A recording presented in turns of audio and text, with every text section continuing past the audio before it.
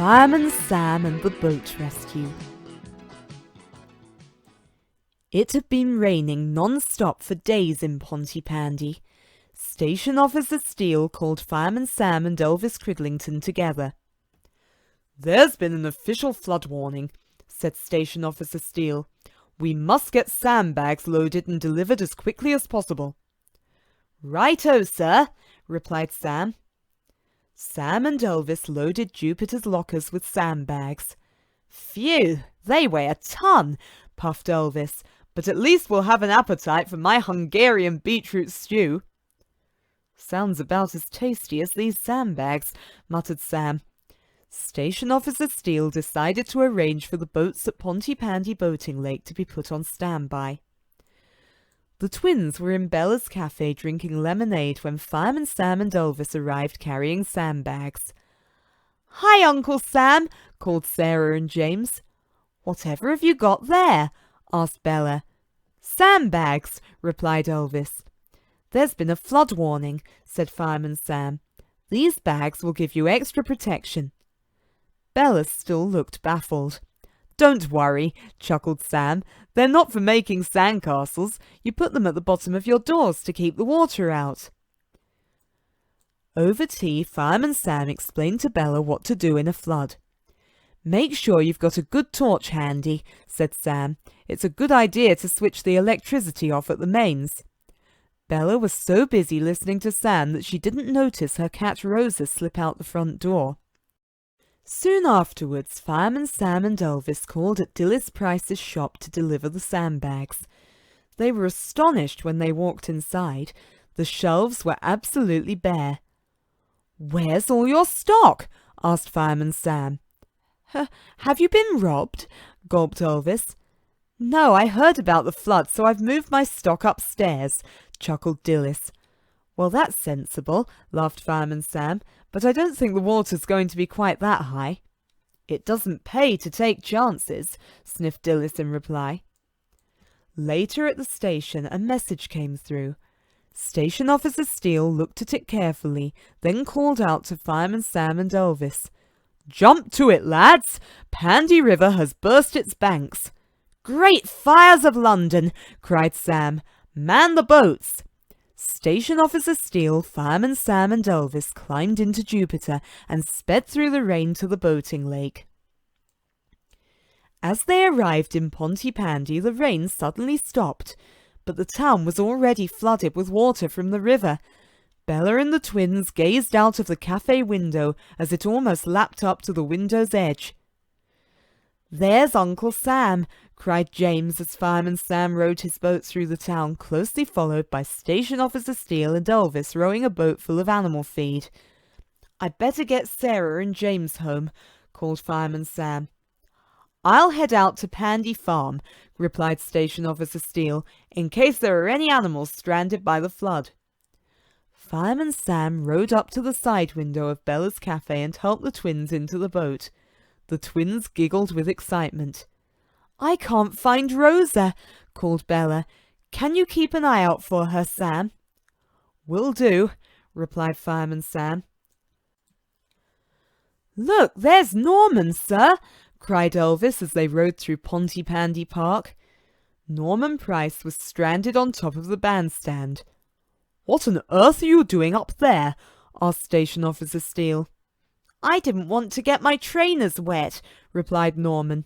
He leapt into the boat, almost capsizing it. "Whoa!" cried Elvis.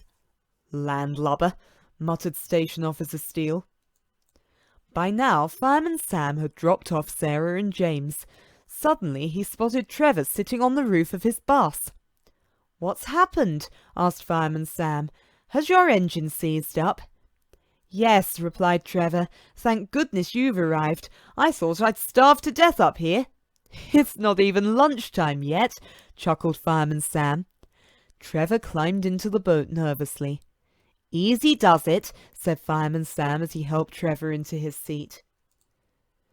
"I hope I don't get seasick," muttered Trevor.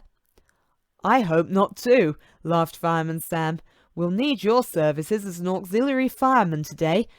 Fireman Sam was heading back to the station when Trevor remembered he had a delivery for Bella aboard his bus. "Don't worry," said Fireman Sam. "The cafe won't be open today, that's for sure." Meanwhile, Station Officer Steele, Elvis and Norman had reached Pandy Farm. "Look!" cried Norman, getting to his feet. "There's some sheep." Elvis rode towards the stranded sheep. "Starboard a bit," Station Officer Steele ordered. "A little bit to port." "We'll never get all those sheep on board," said Norman. "Silly boy," replied Station Officer Steele. "We'll just leave them enough feed to last until the flood subsides." "Elvis," said Norman, "can I have a go at rowing, please?" Elvis didn't look too sure, but handed over the oars to Norman. "It's not as easy as it looks," said Station Officer Steele as Norman prepared to pull the first stroke. "Ooh, they're too heavy for me," wailed Norman. He dropped the oars in the water. "Now what?" asked Elvis as the oars disappeared.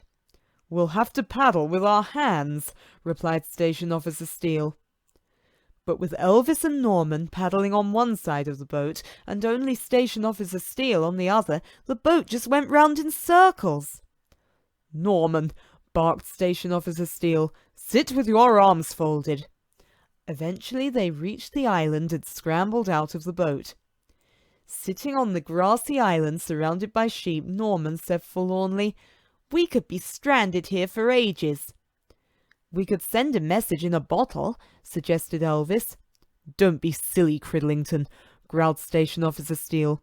"What do you think this is for?" He pulled a two-way radio from his pocket. "Great!" exclaimed Elvis. "You can call the station." "Precisely," replied Steele as he pressed the call button and said, "Neptune 1 to Neptune 2, over." At the station, Fireman Sam and Trevor were having a mug of tea when Station Officer Steele's call came over Sam's radio handset. Fireman Sam answered the call. "Neptune 2 to Neptune 1, receiving you loud and clear, over." Station Officer Steele explained the situation to Fireman Sam. "Don't worry, Neptune 1, I'll come to your rescue immediately," replied Fireman Sam, trying not to laugh.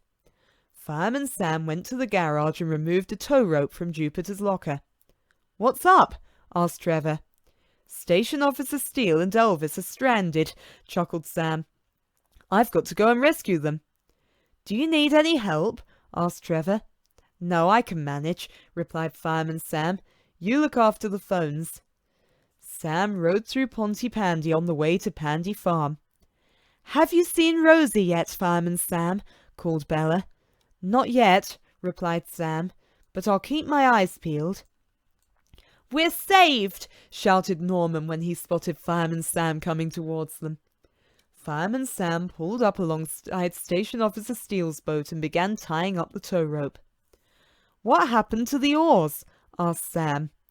"A certain little stowaway made us lose them," growled Station Officer Steele as they clambered back into their boat. Norman gulped nervously. "I think I'll jump in with you, Fireman Sam." "Not to worry," grinned Sam. "You're all safe now." Fireman Sam called the station on his radio and told Trevor that everybody was rescued safely. Then he rode into Pontypandy High Street. "I'd better drop you off first, Norman," said Fireman Sam. "Your mother will be very worried." As Sam pulled in at the shop, Dilys was at the window. "My little angel," she cried. "Thank goodness you're safe." "I was stranded, ma'am," cried Norman. "It was great." "Next time we'll leave you there," muttered Station Officer Steele under his breath. 2 days later it was bright and sunny and the flood had gone. Fireman Sam gave Trevor a lift back to his bus. "With a bit of luck the sun will have dried out your engine, Trevor," said Fireman Sam as they pulled over to where the bus was parked. "I think I'd be better off with a water bus," chuckled Trevor as they climbed down. Fireman Sam lifted the bonnet of Trevor's bus. "It doesn't look too damp, Trev," said Fireman Sam. "Give it a try." Trevor climbed into the driver's seat and turned the ignition key. The engine coughed and spluttered. "Try again," called Fireman Sam. "It's no use," replied Trevor. It's completely dead." Fireman Sam got out his toolkit and worked on the engine, but it was no use. "I'm afraid it's going to take a while to dry out, Trevor," said Fireman Sam, scratching his head. "Can you give me a tow to the garage, Sam?" asked Trevor. "No problem," replied Fireman Sam as he made for Jupiter.